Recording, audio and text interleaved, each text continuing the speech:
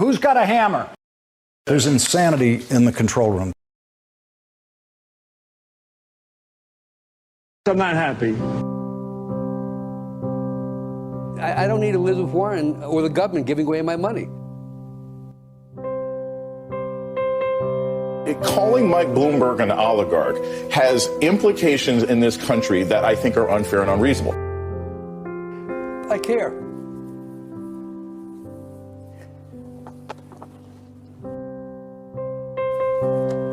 That's it.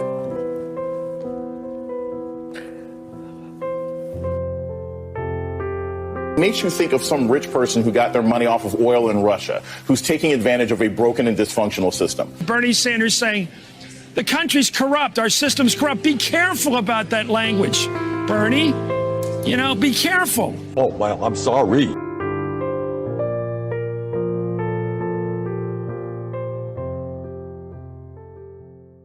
It's like a Sharknado, except with poop.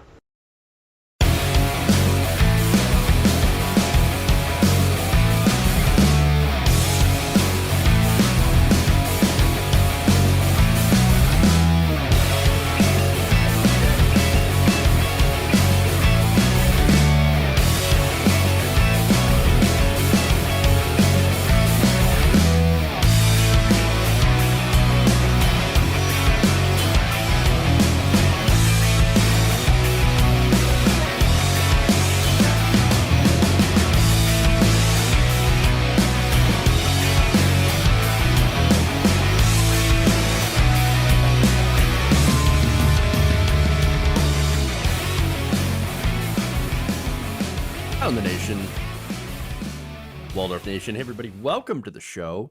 It's Friday, and a good Friday it is because of the virtue of being Friday, of course. Welcome to the show. We got a good one for you all. We're gonna have a little bit of fun today.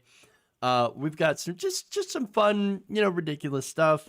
I'm gonna dunk on Hannity just like everybody else. We've got wax figures getting beat the crap out of. That's fun. We also have a report on more serious stuff. Obviously, the USPS just got done with a study, released a study on election fraud. I wonder what to say. Yes. We're going to talk about that. And then we've got some disappointing stuff. But, not really unexpected stuff, but disappointing stuff from the Biden administration as well, both on marijuana, obviously, or cannabis, and then on student loans. So it's like mixed, good and bad stuff. So, we're going to do that. That's kind of the breakdown, but we'll, kind of ease us into the last part of the week here and end off with a little bit of, I don't know, I guess disaster, but that's normal. Normally, like Friday shows and weekly shows are 100% disaster. We're taking down the disaster by about 33.3%. So, we're making improvements here. Looking out for y'all's mental health. How about that? All right. So, before we dive into it, please like and share the stream. Very helpful if you do. Helps us out greatly. Subscribe if you haven't as well. Again, really, really appreciate it if you would. All right. So, with that said, let's do it. All right. Now, it's no secret that former President Donald Trump is a pretty polarizing figure. Seems like you either love him or you hate him, which I think most people feel the latter. Now, some people go to different lengths to express such hatred, but whether it was when he was on Twitter tweeting things at him or being a Twitter reply guy or, making videos or running against him or, doing all these different things or even defacing his Hollywood Square. Or is that Star? It's a Star, right? Hollywood Squares is a game. He actually had a star on Hollywood. That just shows how, disconnected I am from that whole scene. I don't even live in LA, so small town boy energy here, okay? And so you can't really accuse me of being the liberal elite. All right, anyway. So, all right. So what we have here related to Donald Trump is, well, Trump's got a wax figure, and this wax figure has been attacked, been defaced, so much so that the San Antonio attraction that showcased, the presidents, in this case, former President Trump, ended up having to remove it. In fact, according to the San Antonio Express News, the Louis Tussauds Waxworks in Alamo Plaza has removed their faux Trump from publicly viewable areas because visitors keep pummeling him. Because, because that's what happens. Clay Stewart, regional manager for Ripley Entertainment, the parent company of the museum, confirmed the damage to Express News, including deep scratches to the Trump figure's face. So, look, okay, all right. Part of me is like, the adult part is like, oh, hey, I know, but don't do that. That's not very nice to the employee, to the people who made it and the employees of the wax museum or anything like that. That's not good. The other part of me wants to see this thing melted into a pile of orange goo.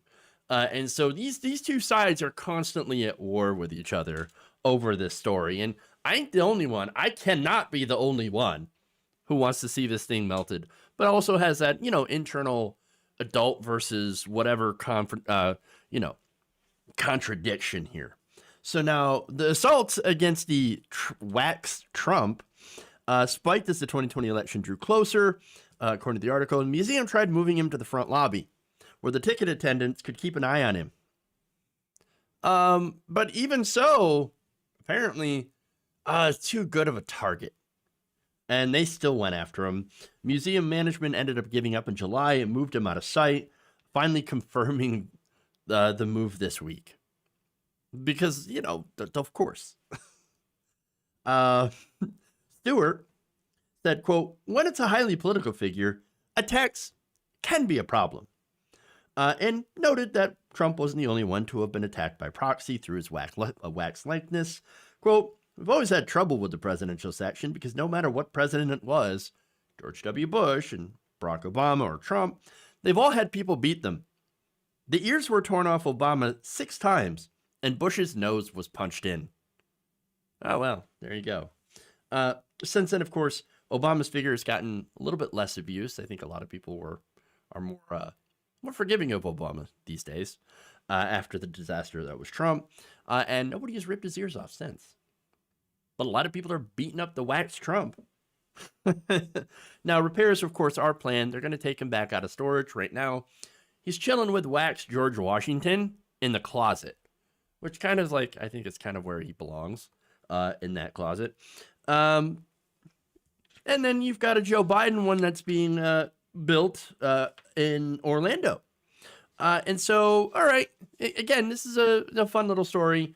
Please don't do it to the real person.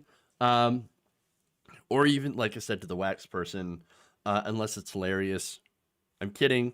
Don't do that. But still, it's better at least than going after the real person.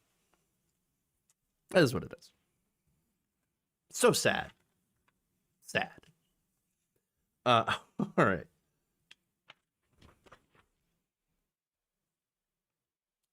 Let's move to the next one.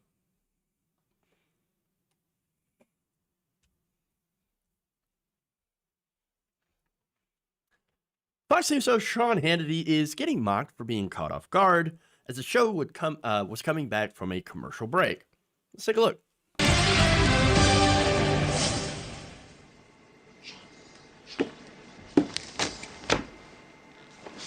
Uh-oh.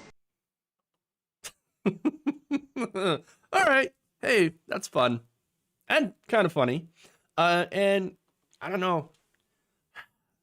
Being in broadcast, as I am, I find like I kind of identify with this because you can go through, there's hours and hours of video, hundreds of hours of video of me and floating around on the internet. And of course I've made those mistakes. Sure. Now I kind of identify with this in a way. I don't vape. I don't do racist commentary or anything like that. But again, you could I mean, just the other day, I'm pushing like wrong buttons. And so, or something stops working in my stream. So, again, mistakes happen, right? Now, mistakes should happen more for me, as I'm just a one-man outlet. But like Hannity's surrounded with producers and weird stuff like that. Now, as a result, of course, everybody's having a little bit of fun, which is good. Even Hannity is having a little bit of fun. He said, "Enjoy it, everybody, at my expense. I have a good sense of humor. I can take it." Oh, great. I love it. So again, we're having fun here. Even Hannity having a little bit of fun here. So now there were some freakouts. This whole situation actually makes me think of some people who are not having so much fun. In fact, you all remember the freakout from Bill O'Reilly. In fact, let me show you. I can't do it. Okay. We'll do it live. Okay. We'll do it live. Fuck it. Do it live. I'll write it and we'll do it live. Right. Fucking thing sucks. That's a classic. I absolutely love it.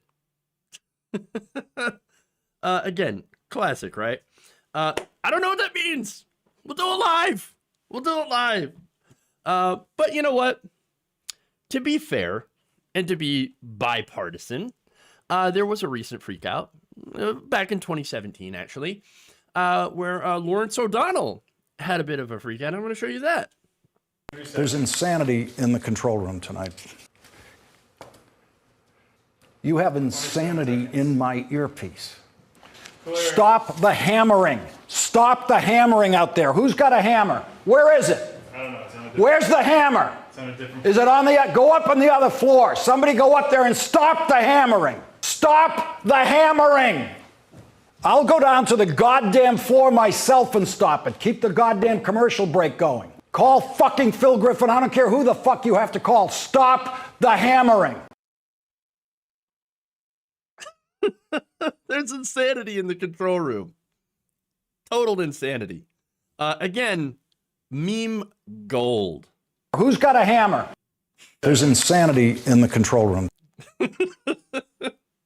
Again, being in a broadcast, I can definitely empathize a bit. But at the same time, guys, you're making millions of dollars. Bring it down, okay? It's not like you're a one-man operation like myself. Sure. All right, so now it's actually kind of why Hannity looks a little bit better here, because there was no freak out. He actually took it a lot better. And, you know, encouraged people to dunk on him, which the internet had no problem doing. So let me read you a couple of tweets here. One person says, "Further proof that no one looks cool vaping." And that's what happened. Another person says, "Demagoguery just gets stressful." I know, right? There's only so much you can go after immigrants and, you know, people of color and liberals or anything like that before, you know, you get a little stressed. You gotta take a few puffs of that vape pen. You know what I'm saying? One person says, "I normally can't watch 2 seconds of Hannity, but I was wrong." Another person says, "Things slipping away over there at Fascist News." And then finally, another person remarks, "Amateur hour. Obviously, it's his first day on the job." It was my first day. Of course.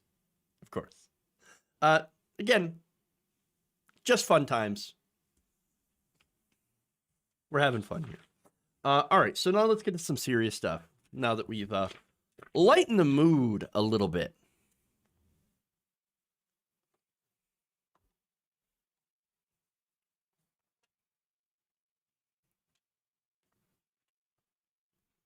An investigation into potential election fraud by members of the post office has revealed what I think we all already knew, that there was no election fraud. There was absolutely no wrongdoing. In fact, there was a report by the U.S. Inspector General of the Post Office that says that investigators have revealed no evidence to support a postal worker's claims that his supervisors had tampered with mail-in ballots. Now, this, of course, happened in Pennsylvania. And that was one of the states where Donald Trump had tried to contest this election. And it's also one of the situations where right-wing group Project Veritas tried to jump in and claim that they had footage of, they, we got people that are trying to rig the election against Donald Trump and trying to, rig the election against Donald Trump and trying to put Joe Biden in as president. Well, Joe Biden's really not president. Well, no, that's not true at all. In fact, the person that Project Veritas actually used was Richard Hopkins, who was a mail carrier in Erie, Pennsylvania. He alleged that back in November that he had overheard his local postmaster discussing plans to backdate ballots received after the November 3rd vote and pass them off as legitimate. And that would, of course, would be election fraud. That's a very serious allegation. And he even was willing to go on the record and sign an affidavit. So very serious allegations, right? And so the post office, of course, is going to look into this. And again, the results of their investigation is that they found that actually didn't happen. It was basically Hopkins' word, and that was it, not backed up by any sort of evidence. Nonetheless, working with Project Veritas, Hopkins released a sworn affidavit recounting the allegations. Veritas, of course, never actually had any evidence other than that affidavit, which again is not actual evidence. And so, but they keep saying, well, there it is. Here's your proof of voter fraud. There's your proof. There's your proof. No, deceptively edited videos and sworn affidavits from people who believed that he had heard something that a supervisor had said. That's not evidence. That's not proof that there's election fraud. But again, this is what Project Veritas does. They've never actually proven anything. They've used highly deceptive, edited sting videos, and yet Republicans, high-profile Republicans, such as Lindsey Graham, continue to try to use Project Veritas as evidence that there was election fraud in the election of Joe Biden. And of course, they also use it as a way to try to restrict voting, because it turns out that when more people vote, Republicans tend to lose. So now one of those Republicans, I said, Lindsey Graham, cited Hopkins' claim in a letter to the Justice Department back in November, calling for a federal investigation into the election results in Pennsylvania. Graham and scores of other congressional Republicans refused to accept the outcome of the election for weeks, even after states audited and certified the election results, citing, of course, we got irregularities, and we got people that, like Hopkins, that said that they saw things, and they're missing ballots, and they're under the table, and there's suitcases, and all these videos that could have been just about anything don't necessarily prove election fraud, but they continue pushing this conspiracy, pushing the big lie. Now, as a result of that, of course, then Attorney General William Barr had authorized federal prosecutors to open investigations to look into what they think are credible allegations of voting irregularities and fraud. Now, these investigations, which, by the way, were unprecedented. This is a reversal of longstanding Justice Department policy. Nonetheless, they did these investigations, and they found nothing. No widespread evidence of election fraud or voter fraud whatsoever. So, now, that should be it, right? That should be that. No, it's not. At least not for them. Hopkins is interesting because he comes out with these allegations and then later on says, well, not quite. Okay, no. See, from this article, it said officials from the Postal Service Office of Inspector General had told members of Congress on November 10th, and the new investigation confirmed that Hopkins had partially recanted his claims. In an interview with federal agents, Hopkins revised the claims, eventually stating that he had not heard a conversation about ballots at all. He assumed they were having a conversation about ballots. Well, now that, of course, is way different than the allegation of, hey, look, I overheard them talking about ballots, which is already pretty a dubious claim anyway. But then later on said, well, I didn't actually hear, but I imagined that they had this conversation. Well, why would you imagine that unless you're some sort of conspiracy theorist? I mean, that's basically it. He said he saw the postmaster and supervisor having a discussion and assumed it was about fraudulent ballot backdating, but again had no evidence to prove this was the case. Hopkins acknowledged that he had no evidence of any backdated presidential ballots and could not recall any specific words said by the postmaster or supervisor, according to the report, which was published by the Inspector General's office in late February, posted Monday to the blog 21st Century Postal Worker. Now, of course, the Erie postmaster, Rob Weisenbach, called the allegations, of course, 100% false in a post in November, and said that they were made by an employee that was recently disciplined multiple times. So apparently, he was also not a good worker. The Erie post office did not back in any ballots, Weisenbach wrote. Hopkins' name is in the report and is redacted, unfortunately, but the document refers extensively to his claims and involvement with Project Veritas and the founder, James O'Keefe. In a statement through Project Veritas, Hopkins called the investigative report, quote, vague and deceptive, and said it underscores the importance of recording conversations. I wish I hadn't stopped recording. So, all right, look, the only people here that are vague and deceptive are Hopkins and Project Veritas, which again, every time Project Veritas comes out with a Sting video, it is immediately debunked as, again, either being deceptively edited or just completely false. That's what Project Veritas does. It has been proven that's what they do. And so nobody should believe anything that comes out of that scam group, because that's all it is. But here's the thing, right? This man is caught in a lie, and now, of course, he can't back out of it. Now, the article continues by saying that the Inspector General agents had visited Erie County Courthouse to interview election officials and to review ballots processed at the local post office. Both the interview of the Erie County election supervisor and the physical examination of ballots produced no evidence of any backdated presidential election ballots at the Erie, Pennsylvania post office, according to the report. I mean, there it is. Just no evidence. No evidence of the claims. But here's the thing. The right wing has already turned this into a conspiracy itself. Hopkins, who has nowhere else to go, has also turned this into a conspiracy. Again, as I mentioned before, his entire thing was conspiratorial thinking in the first place. That he believed that they were talking about postmarking ballots when he couldn't actually hear the conversation happen. Hopkins and Project Veritas assert that the agents had pressured the postal worker into backtracking. O'Keefe, in a statement, recently said agents coerced and twisted Hopkins to water down the allegations. But here's the thing. They released audio that he had recorded, Hopkins had. And they said, well, there's your smoking gun. Except that nowhere in the audio is there any evidence of any actual pressure.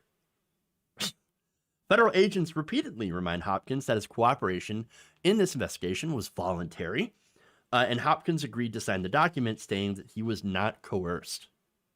Hopkins also repeatedly expressed regret for signing the initial affidavit because it overstated what he knew and had witnessed, according to the recording. He told agents the affidavit was written by Project Veritas. In an emailed statement to the Post on November, a spokesman for the group said that the affidavit was drafted with Mr. Hopkins' input and requested revisions. They're all such disingenuous liars. Hopkins, Keefe, Veritas, Lindsey Graham, the right wing. They're totally bad faith when it comes to this. Yeah, here's the thing. I'm actually totally fine with investigations. I want secure elections. We all do too. I want to find fraud if it exists. Now, the ironic thing is that whenever we do actually find real fraud, usually it's perpetrated by Republicans. Not always, but in most cases that we found, it's Republicans. And again, in the cases of, other cases that are like Trump supporters trying to vote, twice for Trump, which are documented, you have people that have accidentally voted twice and they didn't realize that they had done so, or they had filled out something wrong and went through the process incorrectly. And that does happen as well. But generally, again, those who perpetrate fraud on purpose have been caught being Trump supporters. And so nobody should ever believe anything that comes out of Project Veritas. It's all politically motivated trash. And that's what this is. And that's what this investigation, once again, proves without a shadow of a doubt. But here's the thing. Republicans don't want the truth. You know what they want to do? They want to own the libs. I mean, that's basically the main motivation of the right wing at this point. That's why they don't need actual evidence. And here's the thing. For us, we know that. But where we mess up on the left is we think that if we have enough evidence to disprove their claims, and we normally always do have the evidence, generally, okay, that we think if we just present the evidence and show them that they're wrong, well, they'll wisen up, they'll change their mind, they stop believing in some of these crazy things. Now, that, for the most part, that doesn't actually happen, unfortunately. What it tends to do is make people dig into their respective, holes even more. And, in some cases, we can even see this with some on the left. Again, you have certain things, certain beliefs, Russiagate, for example, right? Now, let me be clear with that. I do believe that Donald Trump has financial ties with the Russian government, of course. And because they've received a lot of loans, and he knows a lot of Russian oligarchs and his friends. And I believe that he might have been involved with certain financial things, money laundering. Do I believe that Putin owns him lock, stock, and barrel, or that he has or that there's some weird P-tape flowing around? No. I don't believe that, because I don't really see evidence of that. There's a lot of stuff in the dossier that didn't come true, and then there's a lot of stuff in the dossier that was proven to be true. And so some of the most outrageous claims I don't necessarily believe in. Again, I would have to see much more evidence of that. But I do know that Trump, he's not owned by anybody, because Donald Trump is basically owned by his own greed. That's who he looks out for. That's who he cares about more than anything, himself and his own money. And so, there are some elements of Russiagate, or some elements of blaming Russia for everything that has happened wrong in the Democratic Party that I think are a little crazy. But I don't think that's anywhere comparable right now to the level of delusion that the Republicans are in at this very moment. And so they are deep into the conspiracy hole. And they need to get out. And I don't know if they can. And that's sort of my point, right? So they'll never admit that they're wrong. QAnon's a great example. Now, you got some people that have actually broken out of the QAnon and realized, oh my God, I just got sucked into some weird cult. I believe some crazy things and I lost family over it. And it's good when people break out of that. And I encourage people, I think it's a wonderful thing when people change their minds as a result of seeing factual information. I'm just saying that it seems to be pretty rare. And that is a problem. And so for many on the right, it's not the facts. It's not about facts. It's about what makes them feel good. It's a cult of disinformation that is essentially confirmation bias. I mean, and if you dare spout facts, even if you're conservative, right? If you're like, oh, no, I don't believe in this QAnon stuff. It's crazy, right? I may not agree with Joe Biden and his policies, but, I don't think he's drinking adrenochrome or whatever. Well, then suddenly you're part of the deep state. And so, you're part of the deep state, you're part of the liberal agenda, and therefore, you're not one of us. And that's the problem here that I see a lot on the right wing. It's a big problem, and this kind of thinking is very, very difficult to get out of, to break free of, especially when there's money to be made by bad actors like James O'Keefe. You think James O'Keefe believes anything that he does? No, he's in it for the money. He's always in it for the money. And that's the thing. And my point is that, of course, they didn't find election fraud. Of course, they didn't find widespread voter fraud. Of course, that there's so many different studies and investigations that continue to back this up. And none of it's going to do any good. Why? Because some 40% of Republicans, it's probably a higher number, still are going to believe that Joe Biden stole the election. And that's it. So, I mean, That's not going to stop the conspiracy theories. That's not going to change anyone's mind who thinks that the election is stolen. Again, the significant chunk of the Republican Party. And that tells me what we need to do is just, well, not really ignore these people, but we need to stop trying to, the Democratic Party needs to stop trying to court people. All right? We need to make the country better. You know, better education, better health care, things like that. Better access to mental health care. And try to make it better without appealing to them. Because it ain't going to work. They're too far gone. All right.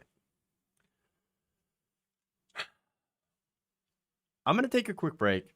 We're going to come back. I am going to criticize the Biden administration this time for going after staffers and firing staffers for smoking weed in the past. So that's the story. It sucks. But we're going to talk about it. And then, of course, there's a good thing that Biden's doing on student loans, but I think he can do a lot more. So I'm going to explain after this break. Stay right here, Run the Nation.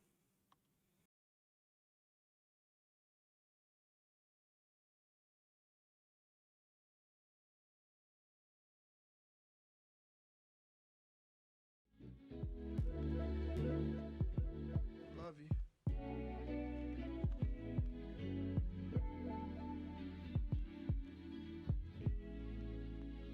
I love you too.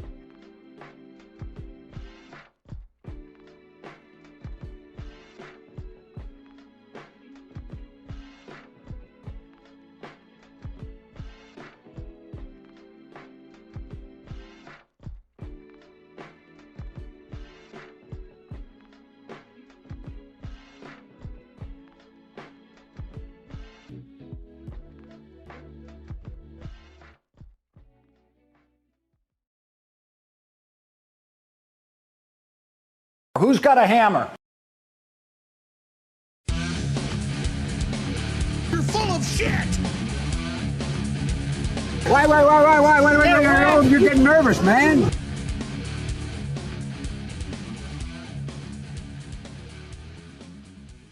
everybody, welcome back to the show. Around the Nation right here, Waldorf Nation. Jeff Waldorf here with you. So, all right. I got some super chats that I want to read to thank the members for donating. Danko Bango says, Biden's obvious stance on wanting to continue the drug war is indicative and empirical evidence of racism in a tuxedo. F. Biden, he ain't black Jack. That's true. It's true. Also says $5 says Trump would buy the wax statue for personal hobbies and interests of the taboo nature. All he needs is an engineer and a programmer. All right. Interesting. And then Cindy Marshall, thank you so much. I never get my notice when you come on, but I wish you love from my beloved Canada. I'm amazed how I'm passionate about people. Thank you very much, Cindy. I do appreciate that. Have you tried, I know you got to ring the bell a couple of times in order to get full subscriptions, notifications, but YouTube's always weird about notifications. If you click the bell twice, you're supposed to get all notifications when we go live. But sometimes that doesn't happen. But please, if you could do that, yes, I would appreciate that. If you could try that first. If that doesn't work, I don't know I don't know, but we usually go live around 4 p.m. Eastern. So we try to be on a strict schedule. even if I'm like a couple minutes late. All right. Anyway, let's go over to Twitch here. Thank you, Northern Ice Dragon, for the tier 1 sub. I'm sorry, not tier 1 sub, 2 months with Prime. Thank you. I do appreciate that. I enjoy Jeff's clear, concise, and rational breakdown of the craziness going on. Thank you. I appreciate that. And Becca1359, thank you for the tier 1 sub. 2 months. Hey, I love it. Thank you so much. Sometimes Facebook has the same problem. That does happen too. I always get notifications from Twitch though. Like always. So there's that. All right. Thank you for all that. And please make sure to subscribe, like the stream, all that wonderful stuff. And now let's go to Biden. Why? You're getting nervous, man. Come on, man.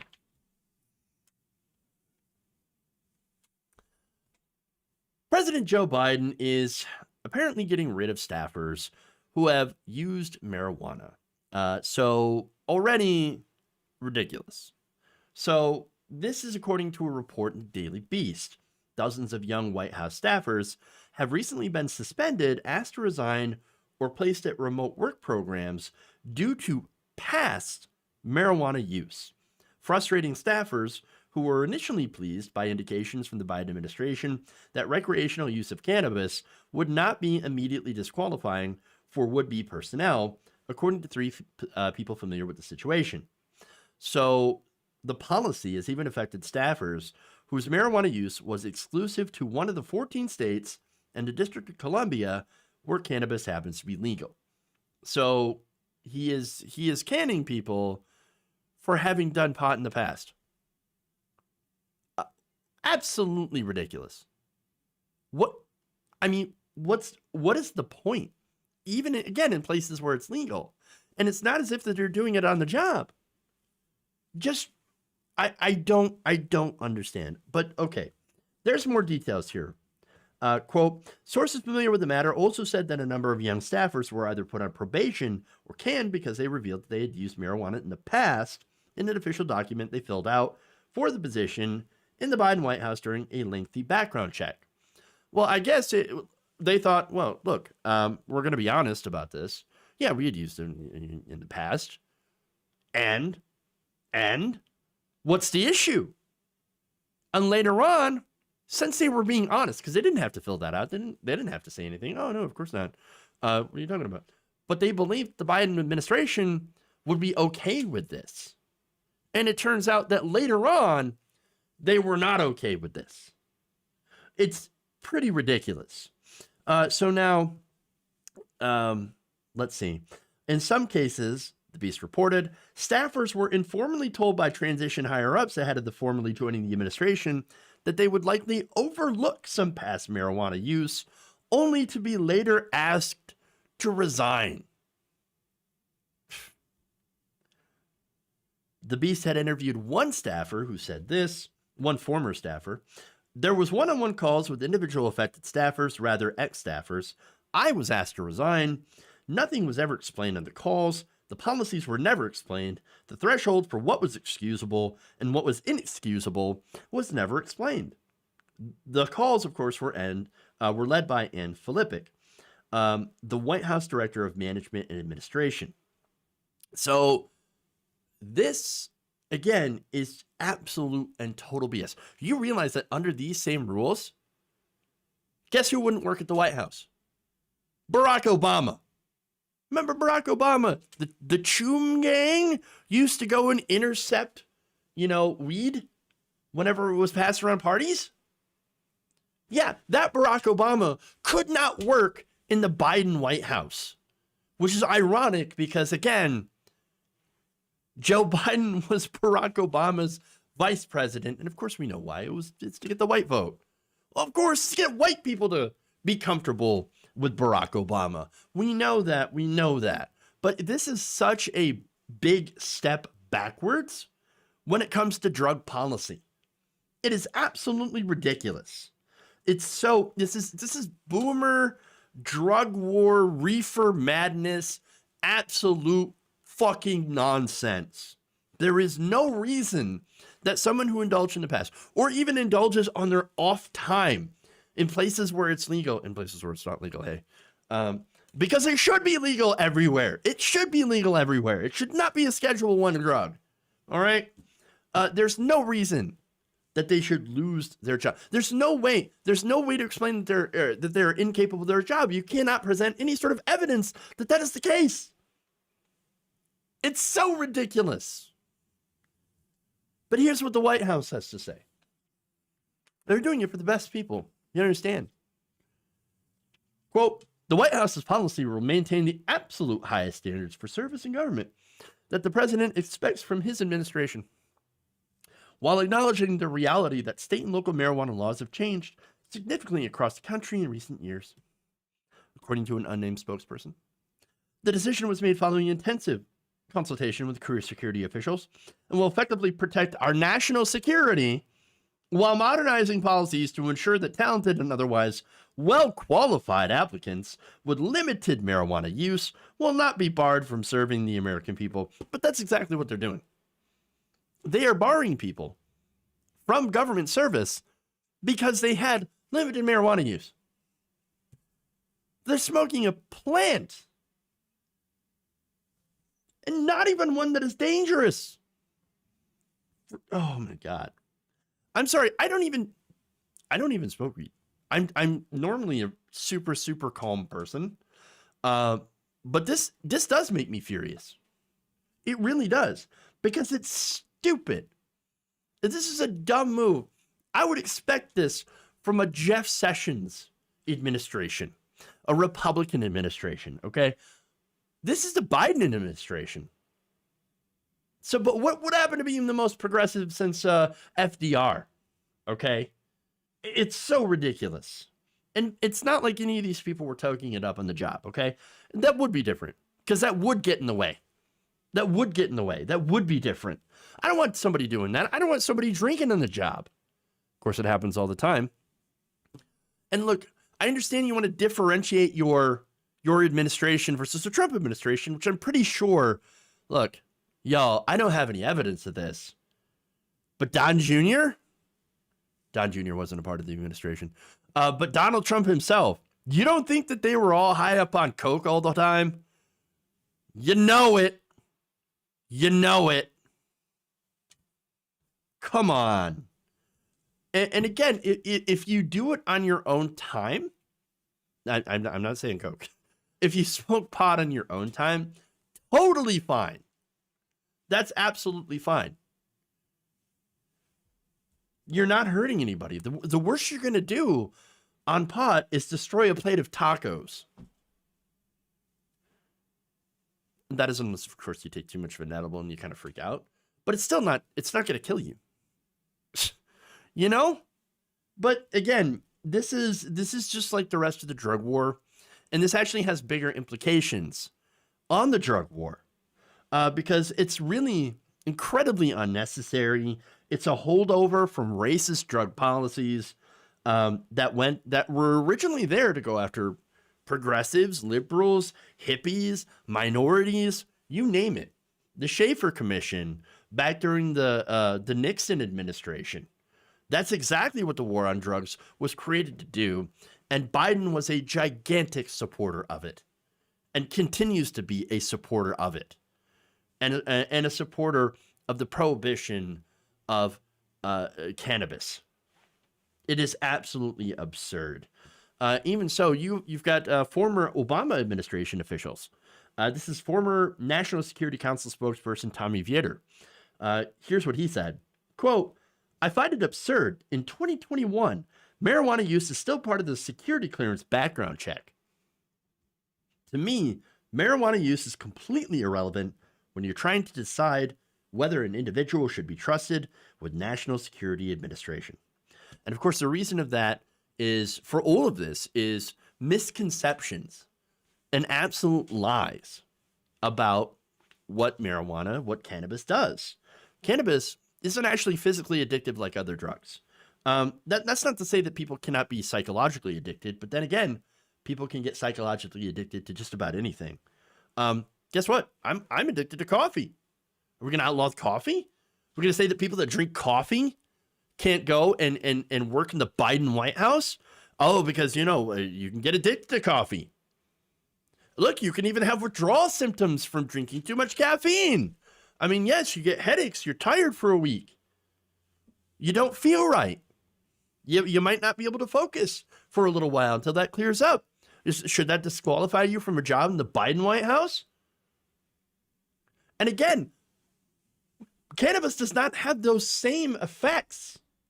It just doesn't. And again, you can be psychologically addicted, but that's not the same as a physical addiction. That's not the same as somebody withdrawing from heroin and cocaine, and yet keeping marijuana, cannabis, as a Schedule I drug. You were saying that it is just as dangerous as those two different drugs, just as dangerous, just as harmful, just as life-destroying as those two drugs. And no, that's not at all accurate. Not at all accurate. It is complete Trump-level disinformation. It is completely ignoring science. I thought the Biden administration said that we were going to follow the science. Oh, we believe in science. No, you don't. Not about cannabis. I don't know. Maybe he's taking too many bribes, legal bribes from the alcohol industry, which hates the cannabis industry, or the paper industry, which also hates the hemp industry. Maybe, could be. Absolutely ridiculous. And of course, it has racist connotations as well. Keeps minorities in prison, keeps minorities for cheap labor for these corporations, these private prisons. So many horrible reasons why this is such a stupid move and has bigger implications, not just on, of course, working in the White House. This is one small thing, but it shows you that the Biden administration will continue to do their disastrous things that were involved in the drug war, to continue that, to perpetuate that worthless, ridiculous, bloated, disastrous policy. Expensive. God. And again, that's the justification for them. Oh no, we're just worried about this. People might get addicted to marijuana and then might want to have to sell national secrets. It's national security. Has nothing to do with national security. Nothing. It's not like they're doing it at work, which would be very different. But again, this shows you that he's not at all interested in doing anything about the drug war. And legalizing or decriminalizing marijuana would be one of the biggest ways to, really impact the cartels, for one, and ending this drug war. And it's unfortunate because this is also one of the really big drivers, the drug war is, of immigration from Central America. Right now, the Biden administration, we're getting slammed and the Republicans are pouncing. And they're saying, oh, it's because, Biden is welcoming immigrants in. Well, why are immigrants leaving in the first place their homes? Violence, poverty. A lot of it has to do with our involvement in those countries in the drug war. And that's what's going on here. This is the problem. Okay? And conservatives are already weaponizing it. The next thing you know, Fox News is going to once again bring up the caravans. Here we go. And this is unfortunate as well because we spend billions of dollars in the drug war, which again in the United States leads to mass incarceration for the minority population. It creates over-policing in these communities, these minority communities, and all these different negative effects that Biden is not going to do anything about. And again, I didn't personally have any hope for that. Given that, of course, Biden is somebody who's supported the drug war in the past, it was pretty adamant in not doing anything about rescheduling cannabis. I was just maybe hoping that maybe someone around him might have convinced him to at least try to go forward in that direction. But again, it shows me that, again, it's not going to happen. It's sad, but wholly expected from the administration that had promised their donors, nothing will fundamentally change. At least on this, at least on drug policy, it won't.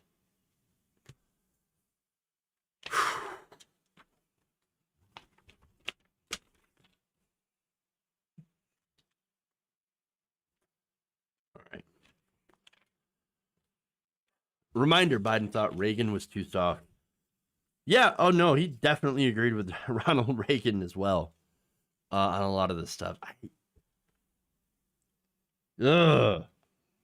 It's absolutely frustrating. Who's got a hammer? I'm in that kind of mood right now.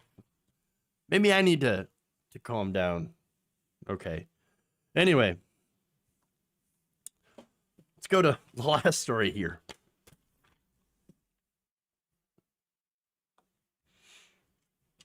Well, okay, one more thing. No, one more thing. I'm going to pull a jank here and just be like, one more thing.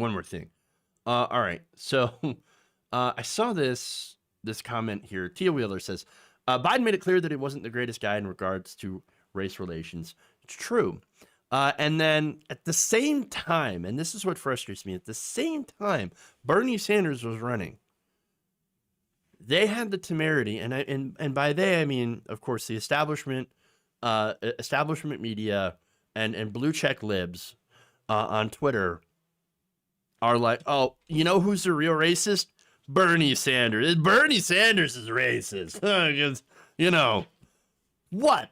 For what reason? What evidence do you have? You have none. But you look at the stuff that Biden has said and the policies, more importantly, the policies, because those have a real tangible, real world effect on people.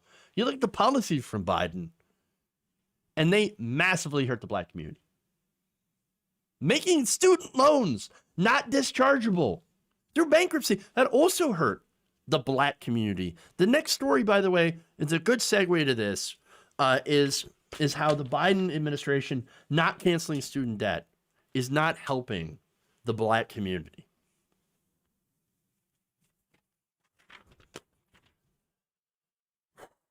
Okay.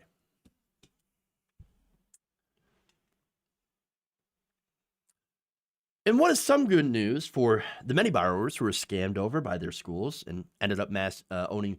Let me start that again, okay? I'm a little frustrated. I'm gonna do it live, apparently thing, which I do. I do it live all the time. Anyway,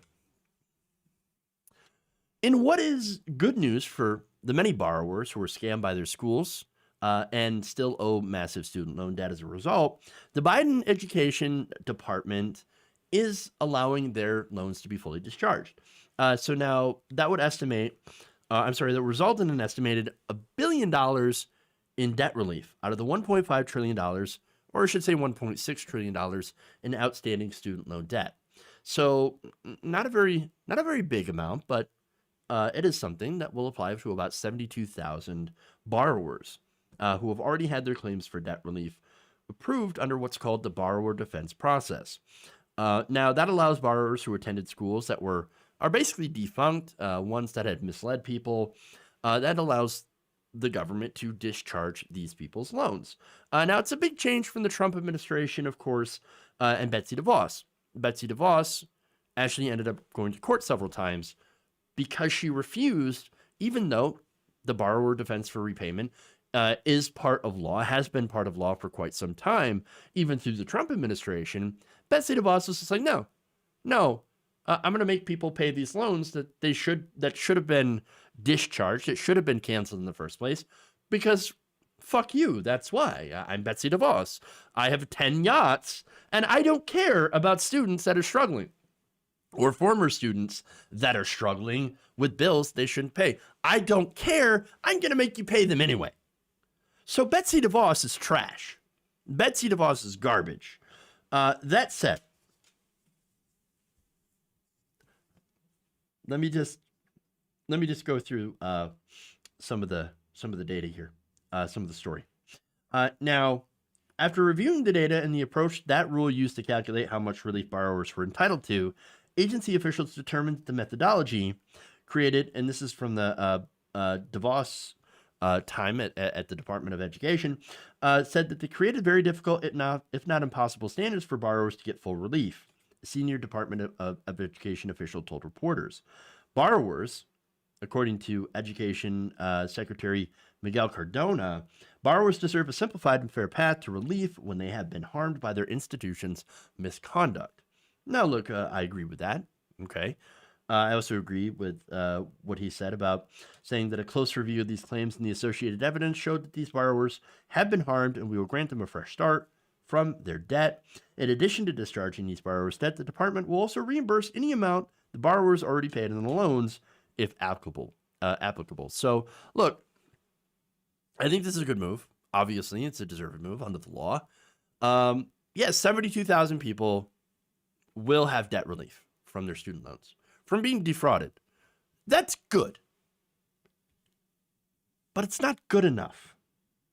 The department is still being sued by 200,000 former for-profit college students who were also defrauded, right? So now they had filed their claims for debt relief under this program, and have under the DeVos the DeVos's tenure stalled or denied.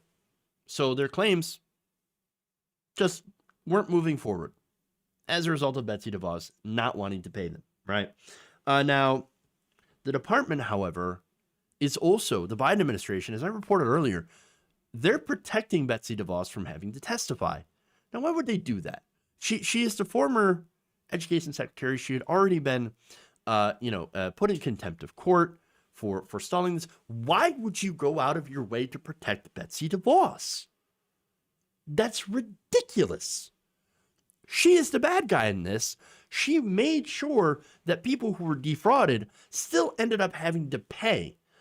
And in a lot of cases, having their paychecks garnished as a result of these debts. Why on earth would you do that? Part of the club, I guess. But the thing is, not only is the fact that they're, protecting DeVos ridiculous, but also they're not going to do anything about the massive amount of student loan debt that we have in this country. And that's really the big problem here. Okay? We need to cancel student loan debt. Point blank. Now, the Biden administration, Biden himself says, well, I don't want to cancel any more than 10,000. 10,000, what people have paid so far in some of the bigger loans, they've paid way more than that in interest.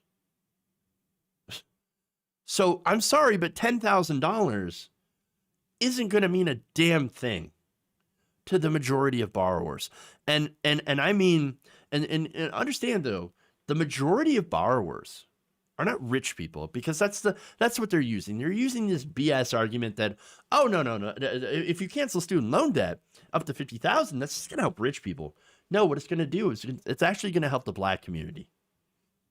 So now, according to the numbers themselves, Black borrowers actually accumulate far more student loan debt than white peers, because, and there's a result of it's a result of course, these racial factors leading to Black households having less wealth. And so since you have less wealth and less opportunities to go to college, generally, like you don't have your parents that are able to pay for your college tuition, you end up having to take out more and more loans. And of course, there's also racist and practices in giving out loans, higher interest rates, and things like that. And so there are problems here. You also have predatory for-profit colleges that target Black students. You also have racial wage gaps across industries that leave Black college graduates basically earning less money than their white counterparts for doing the same job. And so you end up with the Black community being way far behind and with more student loan debt than white white families. In fact, the average Black borrower has nearly $53,000 in outstanding student loan debt, while the average white borrower only actually has about $28,000. So now for me, my solution is cancel it all. Cancel all of it.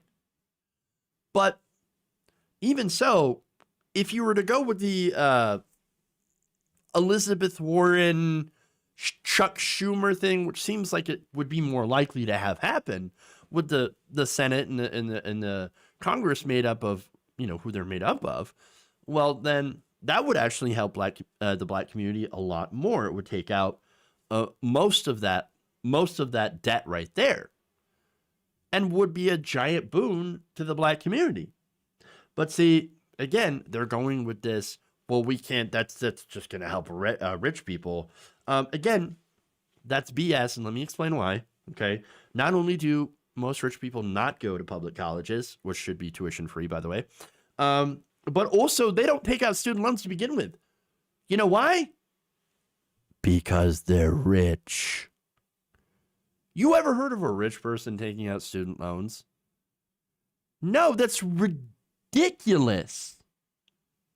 Or going to public colleges, which, hey, you know what? If we made public colleges and universities free, I don't care if rich people go. You know why? Because rich people are going to pay more taxes. Anyway. So, again, this is ridiculous. All right?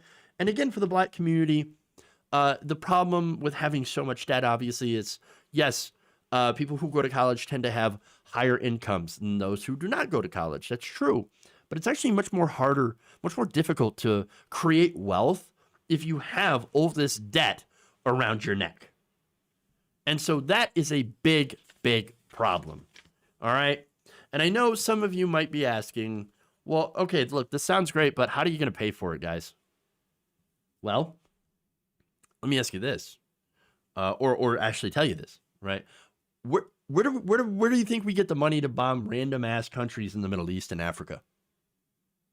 Because once you find the answer to that, well, then that's where we can get the money. The reality of the situation, of course, is we print the money out of thin air because it comes from the same place. That's how it works. And the thing is, that money was already printed and spent by the government when they gave out those loans in the first place, because the government is the biggest lender of student loans in this country. That means that no one's really out if you cancel the debt. They can zero it out. They have the power. The Biden administration, Biden himself has the power to be able to do this. He doesn't have to go through Congress. This is one of the things that the executive branch is able to do. And he refuses to do it. And that's the problem. And again, if he can cancel 10,000, which is what his plan is, or 50,000, he can cancel it all. The only thing is that he does not have the political will to do so. And I know there's going to be responses to this by, well, why don't we just cancel mortgages too? Okay, sure. Why not? Housing is a human right. Eat it. But again, student loan debt. See, here's the thing about that, okay? Colleges actually used to be free in America. They're still free in other countries, or at least very, very heavily subsidized with a very low cost, okay? But how it used to work in America is the states would fund colleges. Now, the states, of course, would stop spending on education. They began pulling back until they no longer really funded education, which is why, in conjunction with the government being a primary lender, and of course, the requirement now, in order to get some of these more high-paying jobs, to have a college degree, which means increased demand, you have an increase in prices. And so the prices have gotten to a point where it is damn near unaffordable to go to college. Again, the same people that are like, well, I worked at McDonald's in the summer to afford my college tuition. Well, that's nice. That was like back in 1960. In reality, prices for college, the average tuition, have risen since those times over 1,200%. So that's bullshit. So, I mean, come on. And unfortunately, as a result of the government lending out this money to schools that are basically at this point not funded or really have, a lot of input from the state, have turned into, even though they're not, a lot of them are nonprofit entities, still, just because you're a nonprofit doesn't mean that you can't take your money and funnel it towards your executives, your higher ups, your deans, who make a lot of money, your staff, your tenured professors, things like that. And that's where a lot of this additional money is going, also to their football teams, sports and things like that. And so to me, it seems like a waste of money, personally. And so that's why we have such high prices, a combination of different things, combination of different factors that have essentially turned colleges into a business model, even if it's nonprofit. It sucks. So we need to find a better way. And of course, we can look in a lot of cases to what they're doing in Europe, where, again, colleges are free for people to be able to go, and in some places they even actually give you a stipend to go to school because they want to invest in their future, and they want to make sure that the people that are able to go to college, everybody's able to go to college, and to create the next generation of high-paying businesses and jobs. That's how you're supposed to work. Investment. We don't do this in this country.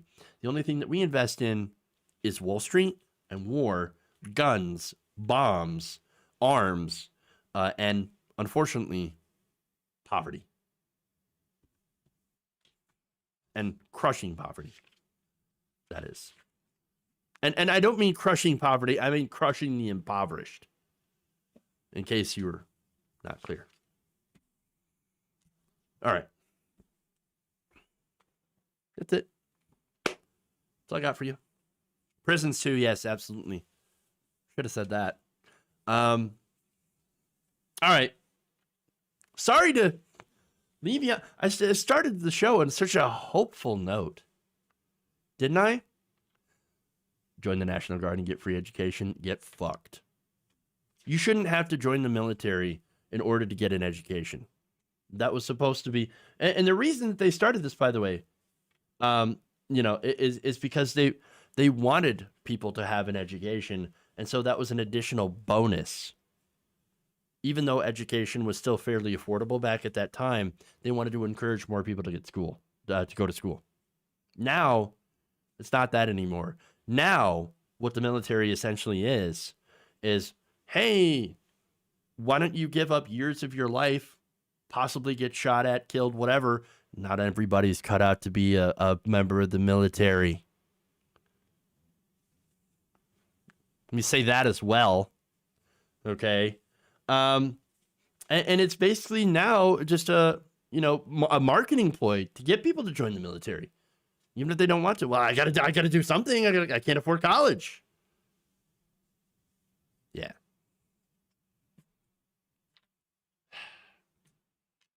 Frustrating. All right.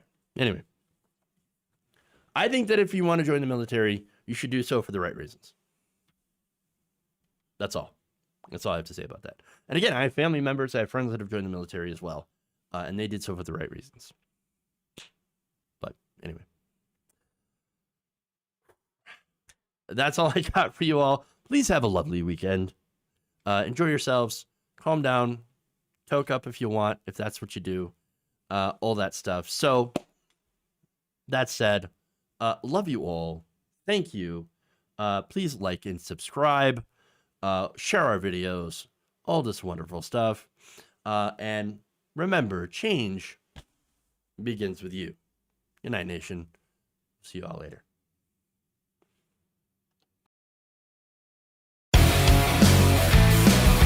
There's insanity in the control room. Who's got a hammer?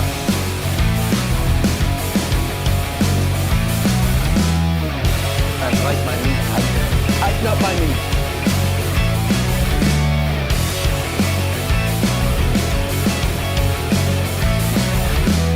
Amazing. Please clap.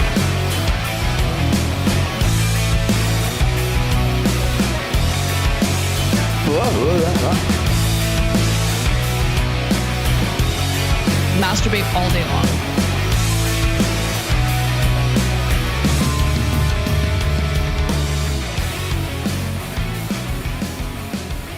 You're kicking me out the door. You're kicking me out the door.